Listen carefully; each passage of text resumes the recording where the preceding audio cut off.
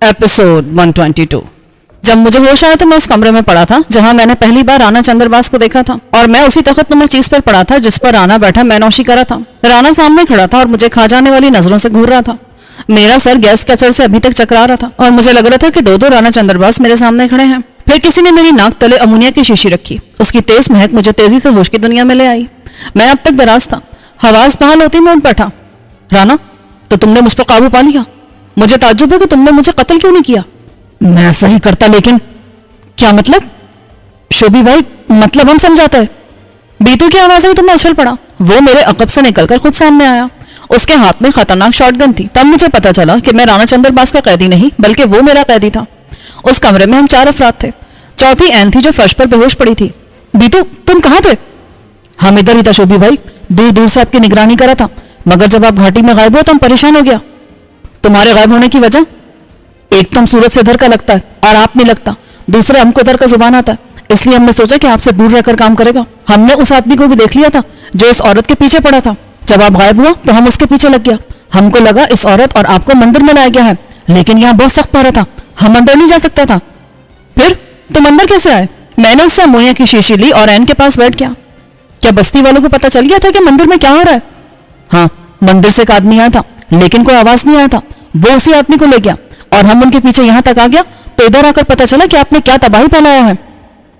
मैंने एन की नाक से शीशी लगाई तो उसको भी होश आ गया, लेकिन वो खांसने लगी थी। उसने गैस की खासी मिकदार जज्ब कर ली थी। खांसने से उसके मुंह से पीला मवाद निकल रहा था। मैंने उसे वही मौजूद बोतल से पानी दिया। उसने उसे पीकर उल्टी कर दी। उल्टी में भी ऐसा ही मवाद निकला था। उसने मुझे देखा। हम कहाँ हैं? तुम फिक्र मत करो, हम अब महफूज हैं। उल्टी करने के बाद उसकी हालत बेहतर हो गई थी और वो खुद उठकर तख्त पर लेट गई थी। उसकी तरफ से मुतमईन होकर मैंने बीतू की तरफ देखा। बाकी साथी कहाँ हैं इसके? सब मारे गए। सब? हाँ, बस यही बचा था, या वो जिसे इसने मदद के लिए बस्ती भेजा था। लेकिन उसका बदकिस्मती कि वहां उसका कोई आदमी मौजूद नहीं था सिवाय उस मनहूस सूरत वाले के। उन दोनों को मैंने लिटा दिया। यानी मार दिया? नहीं शोभी भाई, सुला दिया। थोड़ा सा सर सहलाया था उनका। अब मैं राणा की तरफ मुतवज्जो हुआ। तुमने गैस बम कैसे इस्तेमाल किए थे जब तुम अकेले थे? उन हरामियों ने किए थे जो बस्ती से आए थे। मुझे क्या मालूम था कि वो किसी को पीछे लगा लाए हैं। राणा जी, जब किसी की शामत आती है ना तो ऐसे ही आती है। तुम लोगों ने मुझे बर्बाद कर दिया। हमने नहीं, तुम्हारी हरकतों ने। तुम एक ठिकाने को तबाह करके क्या समझते हो कि राणा खत्म हो गया? नहीं, अभी तुम राणा के बारे में कुछ नहीं जानते। मुझे जानने में दिलचस्पी भी नहीं है। हम जिस आदमी के लिए तुम्हारे पास आए थे उसे तुमने मार दिया है। बीतू उछल पड़ा। क्या? इसने राज को मार दिया? हमने कहा था ना कि। मैंने बीतू की बात काटी। इसने उसे बेपनाह अजियतें देकर एक जगह डाल दिया था। मैंने उसे जिंदा देखा था, लेकिन बाद में वो मर गया। राणा का दुश्मन ज्यादा देर तक जिंदा नहीं रहता, राणा ने गुरूर से कहा। बीतू ने मुश्तैल होकर राणा के पहले से जख्मी सर पर मुक्का दे मारा। वो करा कर नीचे गिरा। बीतू गरज कर बोला, कुत्ते का बच्चा, अभी हम तुमको गोली मारेगा तो तुम भी मर जाएगा। इससे उलझना बेकार है, हमें यहां से निकलना है। मैंने बीतू से कहा, मुझे ख्याल आ रहा था कि अब खटमंडू जाना खतरनाक था, क्योंकि हम राणा के ताकतवर गिरोह को अपना दुश्मन बना चुके थे और अब मेरी आमद का शोरा नेपाल में भी आम था, इसलिए हुकूमती इदारे भी मेरी तलाश में हो सकते थे। लेकिन अब सवाल यह था कि हम कहाँ का रुख करें।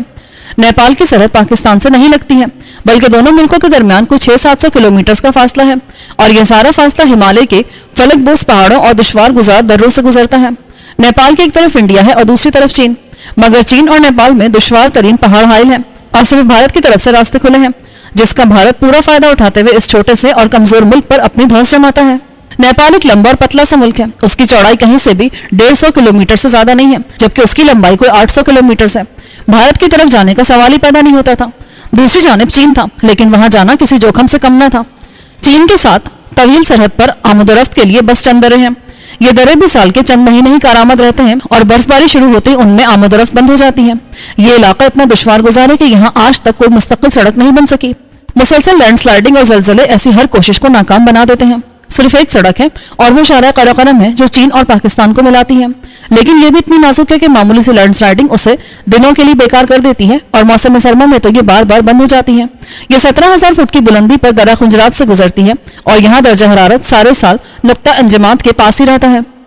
मुझे कई बार ख्याल आया था कि मुझे और बीतू को चीन की तरफ चले जाना चाहिए, लेकिन मैं इस मुसीबत से निकलने के लिए चीन की तरफ जाने का फैसला करता तो ये मरहला भी जान जोखम से कम न था।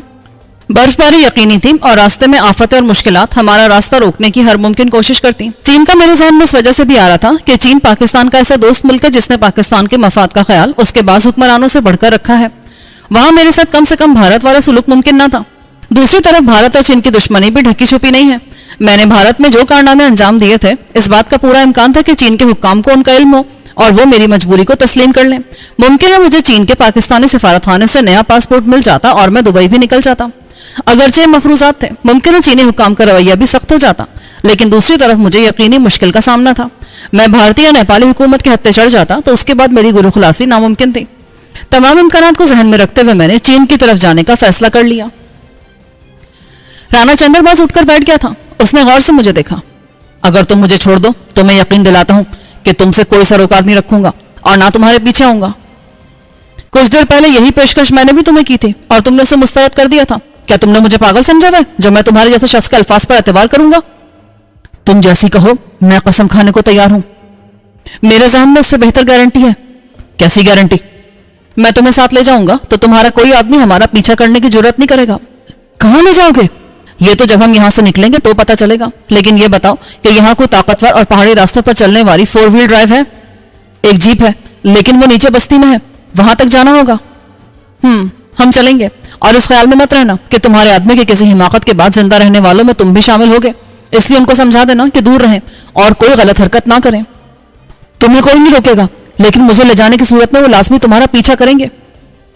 मेरा ख्याल इसके बरक्स है, मैंने सुकून से कहा। बीतू एक तरफ मुस्तैद खड़ा था। मेरा असलहा भी उसके पास था और साथ ही उसने मेरी रकम वाली बेल्ट भी संभाल ली थी। यह शायद उन लोगों में से किसी ने खोल दी थी जिन्होंने मुझे वहां से उठाया था। बीतू ने मुझे बाद में जो बताया उसके मुताबिक वो उन दोनों अफराद का ताक़ुब करता मंदिर के अंदर पहुंचने में कामयाब रहा था, क्योंकि उस वक्त निगरानी पर कोई ना था। लेकिन अंदर आने के बाद वो रास्ता भटक गया। उसे मुझ तक पहुंचने में कुछ देर हुई। इस दौरान में राणा चंद्रबाज ने उन दोनों की मदद से गैस बम फेंककर मुझे काबू कर लिया था। जिस वक्त राणा के गुर्गे मुझे और एन को काबू करके यहाँ लाए तो बीतू ने उनको काबू कर लिया और उसके बाद उसने राणा चंद्रबाज को गन पॉइंट पर रख लिया था। वो अकेला और निहत्था था, इसलिए बीतू के सामने बेबस हो गया। बीतू ने उससे अमोनिया की बोतल हासिल की और हमें होश में लाने में कामयाब रहा। मैंने बेसाख्ता उसकी पीठ थपकी। शाबाश, इस कारनामे के सिले में तुम्हारे गायब होने का कसूर भी माफ किया जाता है। बीतू खुश हो गया। सच रवि भाई, हम तो डर रहा था कि पहली बार आपसे मार खाएगा। वो भी खाओगे अगर तुम्हारी हरकतें इसी तरह जारी रही। एक बात बताओ, मंदिर से जो आदमी गया था उसने सिर्फ इसी मनहूस सूरत वाले से बात की थी? एक बात बताओ, मंदिर से जो आदमी गया था उसने सिर्फ उसी मनहूस सूरत से बात की थी जिसे लेकर वो मंदिर में आया था? बीतू ने सर हिलाया। मुझे यकीन है उसने सिर्फ उसी से बात की थी। तब किसी और को नहीं पता कि मंदिर में क्या हुआ है। इसका मतलब है कि हम कुछ देर यहां गुजार सकते हैं। आपका हालत ठीक नहीं है और अभी रात भी है, हम सुबह के वक्त निकले तो ठीक रहेगा। मैं भी यही सोच रहा था। हम राणा चंद्रबाज को मंदिर में उसके रहायशी हिस्से में लाए और उसके जाती कमरे की सजावट और वहां मौजूद ऐशो इशरत के मनाजिर से भरपूर तस्वीर देखकर मैं और बीतू दंग रह गए। एन अपने किरदार के बावजूद शर्मा गई थी। मुझे उस कमरे से उलझन हो रही थी, इसलिए हम दूसरी नशिशगाह वाले कमरे में आ गए। वहां खाने पीने से लेकर इलाज तक की तमाम सहूलतें मैसर थीं। मैंने राणा को बांधकर कालीन पर डाला। फिर बीतू ने सबसे पहले मेरी मरहम पट्टी की। मेरे कपड़े खराब हो चुके थे और कपड़ों वाला बैग खैमे में था। उसके बाद हमने पेट भरा। वहां बहुत कुछ था, लेकिन मैंने एहतियातन सिर्फ फल और डबल रोटी ली थी। एन ने मरहम पट्टी के बाद कॉफी बनाई। वहां बेशुमार इकसाम की शराबें थी। एन ने कीमती शराब की बोतल खोल ली थी। राणा कालीन पर पड़ा बैक वक्त एन और शराब को ललचाई हुई नजरों से घूर रहा था। मुझे ख्याल आया कि इस जगह की तलाशी लेनी चाहिए। खा पी कर मैं राणा के बेडरूम में आया। वहां एक अलमारी थी और मेरी तवज्जो का मरकज वही थी। वो लॉक थी, लेकिन उसका पट आम लकड़ी का था। मैंने चाकू की मदद से लॉक तोड़ दिया। अंदर वही सब था जो जराइम पेशा अफराद के पास होता है। बेशुमार इकसाम की करेंसी और सोने की बड़ी मिकदार भी थी। सोना बैनुल-अक़वामी करेंसी है और गैर कानूनी काम करने वाले आमतौर से उसे इस्तेमाल करते हैं। राणा भी ऐसे ही करता होगा। मैं अलमारी का मुआयना कर ही रहा था कि एन वहां आ गई। इतनी बड़ी मिकदार में करेंसी और सोना देखकर उसकी आंखें फटी की फटी रह गई। हालांकि मिशेल के मुताबिक वो जर्मनी के एक अरब पति की इकलौती बेटी थी और उसके नजदीक उस दौलत की कोई अहमियत नहीं होनी चाहिए थी। लेकिन दूसरी जानिब वो $20 के एवज किसी की भी होने को तैयार हो जाती थी। इतनी दौलत? हाँ, ये एक बड़ी दौलत है। क्या मैं इसमें से कुछ ले सकती हूँ? क्यों नहीं, तुम चाहो तो सारी दौलत ले सकती हो। तुम्हारा मतलब है ये सारी करेंसी और सोना ले सकती हूँ? बिल्कुल। तो क्या तुम इसमें से कुछ नहीं लोगे? नहीं। मगर बहस करने की जरूरत नहीं है। तुमने लेना है तो ले लो, वरना जो दिल चाहे करो। और यहां से निकलने के बाद हमारे रास्ते जुदा होंगे। नहीं, ये लोग मुझे मार देंगे। तुम पुलिस के पास चली जाओ और वहां जर्मन सफारत खाने को इत्तला कर दो, वो लोग तुम्हें इनसे बचा लेंगे। हाँ, ये मुमकिन है। वो खुश हो गई। तुम्हारा स्पेनिश साथी मिशेल बता रहा था कि तुम एक अरबपति जर्मन सनतकार की इकलौती बेटी हो। ये दुरुस्त है। तुम मिशेल से मिले थे? उसी ने तो तुम्हें 2 किलोग्राम हीरोइन के बदले राणा चंद्रबास को फरोख्त किया था। मिशेल ने? लेकिन वो तो मुझसे हमदर्दी रखता है। माफ करना, तुम लोगों में इस किस्म के जज्बात नहीं पाए जाते। उसने मेरी बात पर गौर किया। तुम लोगों में? ओह, मुझे याद आया, राणा तुम्हें किसी और नाम से पुकारा था, शायद शाबाश के नाम से। शाबाश, और मैं यूरोपियन नहीं, सब कॉन्टिनेंट का रहने वाला हूं। मुझे पहले ही शक था। लेकिन इस बात को अपने तक महदूद रखना, बल्कि कोशिश करना कि मंदिर के बारे में किसी को ना बताओ, वरना तुम भी एक लंबी इंक्वायरी के चक्कर में फंस सकती हो। यहां से निकलकर सीधा अपने सिफारत खाने जाना, वो लोग तुम्हारी रवानगी का बंदोबस्त कर देंगे। मैं ऐसे ही करूंगी। उसने सर हिलाया और वहां कोई ऐसी चीज तलाश करने लगी जिसमें ये सारा सोना और करेंसी आ सके। बिलाखिर उसे एक बड़ा बैग मिल गया। उसने सारी करेंसी और सोना उसमें भर लिया। उन सब चीजों का वजन किसी भी तरह 10 किलोग्राम से कम ना था, मगर शायद उसे वजन महसूस भी नहीं हुआ था। राणा के उन कमरों में और कुछ खास ना था। उसके कपड़े मुझे नहीं आ सकते थे, इसलिए मैं वापस नशिस्तगाह में आ गया। बीतू भी पेट पूजा से फारिग हो चुका था। उसने डकार लेकर ऐलान किया, अब हम 24 घंटे तक खाए पिए बगैर भी रह सकता है। रात के 3 बज रहे थे। मैंने सोचा कुछ देर आराम कर लिया जाए, क्योंकि यहां से निकलने के बाद ना जाने कहां जाकर आराम नसीब हो। मैं काउच पर लेट गया। एन भी आधी बोतल खत्म करके एक तरफ बैठकर ऊँघने लगी थी। उसने बैग अपने साथ रखा था। बैग देखकर राणा की आंखों में शक आया था, लेकिन उसने कहा कुछ नहीं। फिलहाल उसने सब्र कर लिया था। मैं लेटते सो गया और बीतू ने मुझे सोने दिया। उसने 5 के बजाय मुझे 6 बजे उठाया और मेरे बेदार होते ही भाप उड़ाता कॉफी का मग मेरे सामने रख दिया। शोभी भाई, अब उठ जाओ, जाना भी है। ओ जियो मेरी जान। मैंने मग उससे लिया और राणा का पूछा, वो क्या कर रहा है? उधर लेटा है, एक बार शोर किया था, हमने चुप करा दिया। मैं सोचने लगा कि अब हमें क्या लाहे अमल इख्तियार करना चाहिए। मुझे बस्ती से राणा चंद्रबास की जीप ले जाना खतरे से खाली नहीं लग रहा था। मैंने बीतू से बात की तो वो बोला, इसका जरूरत नहीं है, इधर गोरों का बस्ती में मकामी ठेकेदार के पास कई गाड़ियां हैं, ड्राइवर भी साथ देता है, हम वहां से किराए पर लेगा। ड्राइवर के साथ? लेकिन इस सूरत में राणा को ले जाना मुश्किल हो जाएगा यार। नहीं होगा, ड्राइवर भी हमारे सामने राणा का तरह बेबस होगा। बीतू ने फौरी हल पेश कर दिया। उसका दिमाग भी खूब चलने लगा था। इस सूरत में हमें सामने की वजह खुफिया रास्ते से जाना होगा, ताकि बस्ती में किसी को पता ना चल सके। बीतू को तजस्सुस था कि खुफिया रास्ता कहाँ है। राणा चंद्रबास को ऐन की निगरानी में छोड़कर मैं बीतू को खुफिया रास्ता दिखाने लगा। फिर हमने असलहे वाले कमरे से अपने असलहे के लिए फाजिल एम्युनिशन हासिल किया। ग्रेनेड बहुत कारआमद साबित हुए थे। मैंने उनमें से 9 दर्जन ग्रेनेड मजीद उठा लिए। बाकी असलहे की हमें जरूरत नहीं थी। बीतू ने कहा, हमें जाने से पहले ये सब तबाह कर देना चाहिए। वो कैसे? बीतू को इस दौरान में यहाँ के बारे में बहुत कुछ मालूम हो गया था। उसने जलाने वाली लकड़ियां और एक कैन मिट्टी के तेल का हासिल किया। फिर लकड़ियां असलहे वाले कमरे में रखकर ग्रेनेड उनके आसपास रख दिए। फिर उसने लकड़ियों को मिट्टी के तेल से तर कर दिया। मैं उसको उस काम में मगन छोड़कर वापस राणा के पास आया। मैंने उसके पांव खोल दिए थे। उसने पहली बार जुबान खोली, सुनो, मुझे यहीं छोड़ दो, मैं वादा। राणा, इसकी एक ही सूरत है, मैं तुम्हें जिंदा छोड़कर नहीं जा सकता। मैंने पिस्तौल निकालकर उसके सीने पर रख दिया। अब बोलो, तुम्हें यहीं छोड़ जाऊं? ठीक है, लेकिन ये तुम अच्छा नहीं कर रहे हो, तुम्हें पछताना पड़ेगा। अल्लाह ने चाहा तो ऐसा नहीं होगा। अल्लाह? क्या तुम मुसलमान हो? हाँ, मुसलमान हूं मैं। क्या तुम्हारा ताल्लुक किसी दहशतगर्द? इस बार मैंने पिस्तौल की नाल उसके मुंह में रख दी। मेरा किसी दहशतगर्दी से कोई ताल्लुक नहीं है, समझे? वो डर गया कि अभी गोली चल गई तो उसका भेजा उड़ जाएगा। उसने जल्दी से सर हिलाकर मुझसे इत्तेफाक किया। तुमने रास्ते में कोई गलत हरकत नहीं करनी, वरना फौरी मारे जाओगे। नहीं नहीं, मैं ऐसा कुछ नहीं करूंगा। चलो एन, चलने की तैयारी करो, हम तुम्हें खैमा बस्ती में छोड़ देंगे। वो अपने बैग समेत बिल्कुल तैयार थी। मैं उन दोनों को लेकर खुफिया रास्ते की तरफ आया तो रास्ते में मेरा इरादा बदल गया। बीतू ने एक लंबी रस्सी लेकर और उसे तेल में तर करके खुफिया रास्ते तक बिछाया था। अब उसे आग दिखाई जाती तो 10 से 15 मिनट में असलहा खाने में मौजूद ग्रेनेड फट सकते थे। ग्रेनेड्स इतने थे कि ये पूरा मंदिर ही तबाह हो जाता, मगर मैंने बीतू को मना कर दिया। नहीं बीतू, इसकी जरूरत नहीं है। पर क्यों शोभी भाई? एक तो धमाका पुलिस और दूसरी सिक्योरिटी एजेंसीज को इस तरफ मुतवज्जो कर देगा, दूसरे एक मंदिर भी है। पर शोभी भाई, ये मुजरिमों का अड्डा है। बेशक, लेकिन इसकी एक शोहरत इबादतगाह की सी है और किसी इबादतगाह को मैं तबाह नहीं कर सकता। ठीक है, जैसे आपका मर्जी। मैं और बीतू उर्दू में बात कर रहे थे, इसलिए राणा और एन नहीं समझ सके। अलबत्ता राणा तेल में भीगी रस्सी देखकर किसी कदर समझ गया था। उसका रंग बदल गया। उसने मुझसे कहा, क्या तुम मेरी जगह को तबाह करने जा रहे हो? अगर तुम्हारी जगह होती तो मैं यकीनन ऐसा ही करता, मगर तुम्हारी खुशकिस्मती है कि यह जगह एक मंदिर है। अगर मंदिर भी है तो तुम्हें क्या? एक मुसलमान किसी इबादतगाह को तबाह नहीं कर सकता, हमें सख्ती से इस काम से मना किया गया है। मैंने उसे खुफिया रास्ते की तरफ धकेला। बीतू ने दरवाजा खोला। उस जगह के पहरेदार को मैंने बेहोश कर दिया था, लेकिन लाजमी बात है वो बाद में उन लोगों को मिल गया होगा। हमारे पास टॉर्चेस थी। सबसे आगे एन थी, उसके बाद बीतू, फिर राना और सबसे आखिर में मैं। हम एहतियात से सीढ़ियां उतरने लगे। 2 टॉर्चेस की मदद से रास्ता पहले के मुकाबले में साफ नजर आ रहा था। 10 मिनट बाद हम नीचे थे। ऊंची ढलान से छलांग लगाकर उतरना पड़ा था। खैमा बस्ती पर सन्नाटा छा गया था और वहां जलने वाले अलाव भी बुझ चुके थे। हम ऊपर की तरफ आने लगे। राना ने एक बार फिर कहा, देखो मुझे छोड़ दो वरना किसी मुश्किल में फंस जाओगे। तुम फिक्र मत करो, हमें मुश्किलों में पड़ने की आदत है। मेरा इरादा तुम्हें मारने का नहीं है, लेकिन तुम खुद मरना चाहो तो मुझे कोई एतराज नहीं होगा। हम खैमा बस्ती में दाखिल हुए। हस्ब तवक्को वहां बिल्कुल सन्नाटा और तारीकी थी। हम अपने खैमे तक आए। मेरा ख्याल था कि हमारा सामान गायब होगा, लेकिन अपने बैग वहां देखकर खुशगवार हैरत हुई। हत्ता कि जो फाजिल असलहा में छोड़कर गया था वो बैग भी मौजूद था। बीतू ने अंदर आते ही राना के पांव तो बांधे ही थे, साथ में टेप लगाकर उसका मुंह भी बंद कर दिया। मैंने सबसे पहले दूसरे कपड़े निकाल कर पहने। जैकेट मेरे पास यही थी, इसलिए मजबूरी थी। सर्दी की वजह से मैं उसे छोड़ भी नहीं सकता था। एन का छोटा सा बैग भी वहीं था। उसने बिला तकल्लुफ हमारे सामने कपड़े बदल लिए। मैं और बीतू झेप कर दूसरी तरफ देखने लगे, जबकि राना की आंखों में हसरत आ गई। बीतू ने मेरी तरफ देखा।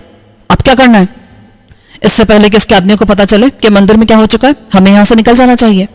ठीक है, मैं देखता हूं कि कोई गाड़ी मिल जाए। बीतू के जाने के बाद मैंने एन से कहा, मैं तुम्हें यहीं छोड़ दूंगा और तुम भी आज ही चली जाना, ठीक है? मुझे साथ लेकर नहीं चलोगे? नहीं, क्योंकि हमें खटमंडू की तरफ नहीं जाना, इसलिए इस जगह से हमारे रास्ते अलग हैं। वो अलग होने का सोचकर कुछ जज्बाती हो रही थी, हालांकि गोरे इन तकल्लुफात पे नहीं पड़ते। एन अचानक मेरे गले लग गई। उसने भर्राई आवाज में कहा, मैं तुम्हें कभी नहीं भूलूंगी। ठीक है, लेकिन तुम जाओगी कहां? मैंने उसे जल्दी से अलग किया। मेरा इरादा अमेरिका जाने का है। इन चीजों के साथ कहीं तुम मुश्किल में ना पड़ जाओ। तुम फिक्र मत करो, मैं जानती हूँ कि मुझे इनके साथ क्या करना है। मैं सब यही डॉलर्स में तब्दील करके अपने साथ ले जाऊंगी। इस बार राना ने नाम से आवाज निकालकर कुछ कहने की कोशिश की। गालिबन वो अपनी मेहनत की कमाई को यूं लूटते देखकर तड़प उठा था। मैंने उसकी गूंगा की तरफ तवज्जो दिए बगैर कहा, तुम अपने बाप के पास क्यों नहीं चली जाती? मुझे नफरत है उससे।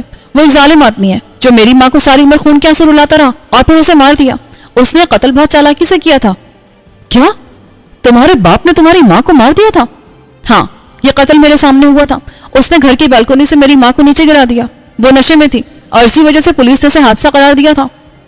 तुमने ये बात पुलिस को क्यों नहीं बताई? मेरा दिमाग ये मंजर देखकर खराब हो गया था और मुझे एक नफ्सियाती क्लिनिक में दाखिल कराना पड़ा था।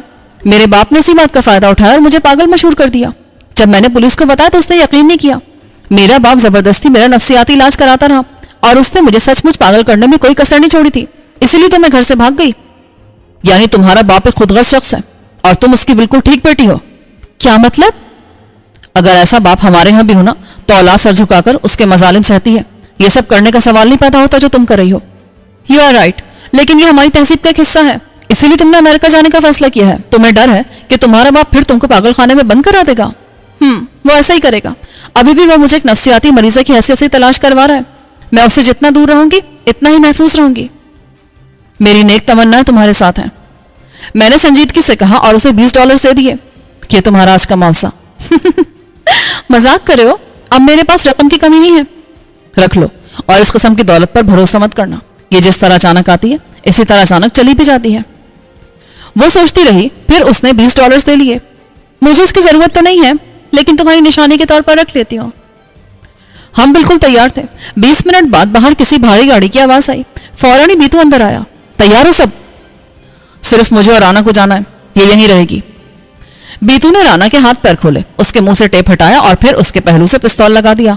चुपचाप चलेगा, अगर बोलेगा तो ये भी बोलेगा। राना शराफत से उसके साथ चला गया। मैंने एन के गले लगने से पहले उससे हाथ मिला लिया। ओके, फिर मिलेंगे अगर खुदा ने चाहा तो। मैं तुम्हें कभी नहीं भूलूंगी, एन ने कहा और मेरे साथ बाहर आई। मैं दोनों बैग्स लेकर आया था।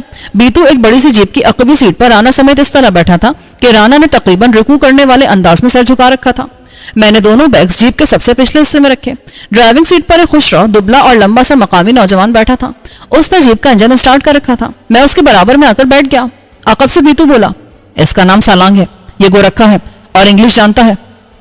तुमने से कहाँ जाने को कहा है? हमें भातगांव की तरफ जाना है। भातगांव? ये कौन सी जगह है? اور ہمیں گاؤں جا کر کرنا کیا ہے؟ شوبھی بھائی یہ گاؤں نہیں ہے، درہ ہے، ادھر سے راستہ چین کو جاتا ہے، ہم نے اس دوران بہت کچھ معلوم کیا ہے۔ مجھے تعجب ہوا کہ بیتو کو کیسے علم ہوا کہ میں نے چین جانے کی طرف سوچا تھا، لیکن فی الحال اس موضوع کو میں نے یہی رہنے دیا۔ میں ڈرائیور کی طرف متوجہ ہوا تو وہ مسکرا دیا۔ دوست تمہارا تعلق کہاں سے؟ شمال کی طرف ایک چھوٹے سے گاؤں سے، میں جیپ چلا کر کماتا ہوں۔ بھات گاؤں کی طرف جانے کے راستے سے واقف ہو؟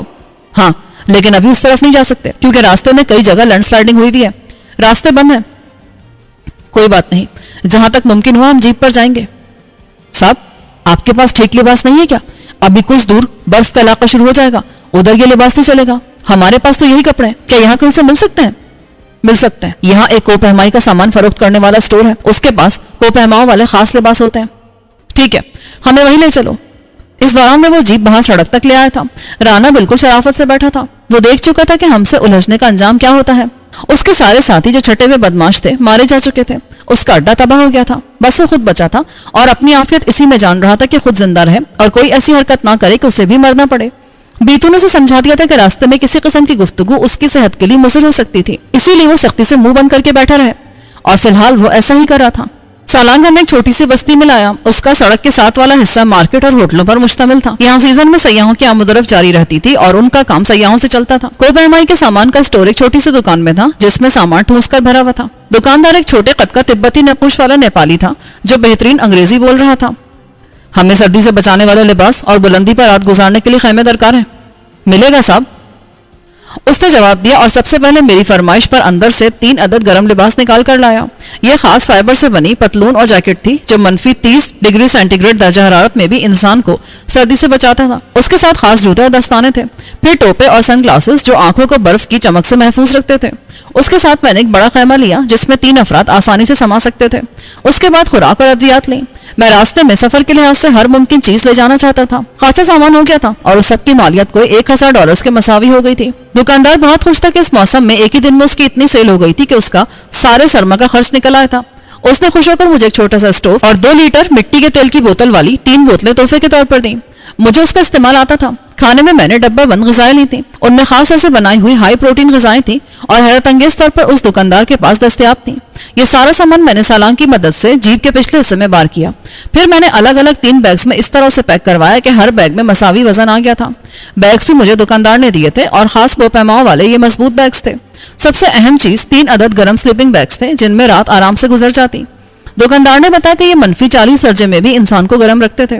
کچھ برتن اور مگ لیے، کافی بنانے کا سامان خاص طور سے لیا، رسیاں اور دوسرے اوزار تو لازمی تھے۔ جب تک میں اندر خریداری کرتا رہا، بیتو رانا کے ساتھ باہر رہا۔ جب میں واپس آیا تو میں نے رانا کو سیٹ سے سر ٹکا محو خواب پایا۔ تھک گیا تھا اس لیے سو گیا ہے۔ بیتو کا لہجہ بتا رہا تھا کہ یہ اس کی کارروائی ہے۔ رانا نے شاید موقع سے فائدہ اٹھانے کی کوشش کی تھی اور بیتو نے اسے بے ہوش کر دیا تھا۔ شکر ہے کہ وہاں رش نہیں تھا اور کسی کو جیپ اور اس میں سوار افراد سے دلچسپی بھی نہیں تھی، اس لیے کسی نے رانا کے اس طرح سونے پر غور نہ کیا۔ قصبے سے نکلنے کے بعد بیتو اور میں نے ایک جگہ جیپ رکوا کر لباس بدل لیا۔ واقعی سردی ناقابل برداشت تھی کیونکہ یہ لباس پہننے کے بعد ہمیں سکون ملا تھا۔ یہاں درجہ حرارت -، سے نیچے تھا اور اسی درجہ حرارت میں سالانگ ایک عام سی جیکٹ اور سوتی پتلون میں آرام سے جیپ ڈرائیو کرا تھا۔ اس نے کوئی ایسی تکنیک اختیار کی تھی کہ انجن کی حرارت سے جیپ کا اندرونی حصہ بغیر ہیٹر کے ہی گرم ہو رہا تھا۔ آنے والے 2 گھنٹوں میں ہم رانا چندرباس کی بستی سے خاصے دور نکل آئے تھے اور اب سڑک کے اطراف میں بس برف ہی برف تھی۔ سردی کی شدت میں ہر گزرتے میل کے ساتھ اضافہ ہو رہا تھا کیونکہ سڑک ہر میل کی چڑھائی کے دوران کوئی 500 فٹ بلند بھی ہو رہی تھی۔ جیپ میں لگا الٹی میٹر بتا رہا تھا کہ ہم سطح سمندر سے 10,000 فٹ کی بلندی پر آ چکے تھے۔